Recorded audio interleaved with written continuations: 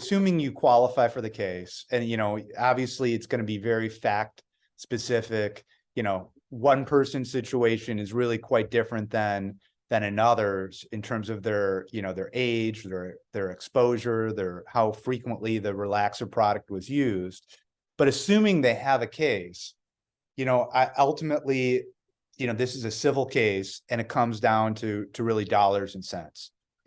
This is a lot different than a criminal case where you basically you get time in jail. In a civil case, we're really focused on getting compensation for each particular client. And one of the questions that comes up in every single situation is, how are these cases going to be valued? Now, between you and me, and obviously between our audience, those are questions that come up in every single situation. And the truth is that we're really, really, really early in the game. But how do you anticipate these cases are going to be valued from a settlement perspective?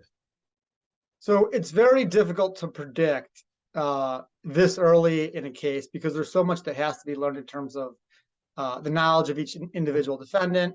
And also each plaintiff is going to vary in terms of what their injuries are, how much exposure they had, the type of diagnoses. So there's a lot of variables, but there have been these mass tort type cases where there's been 6-figure recoveries per claimant, some 7-figure recoveries. So there have been a lot of different types of prior mass tort cases where plaintiffs have been able to recover that type of settlement.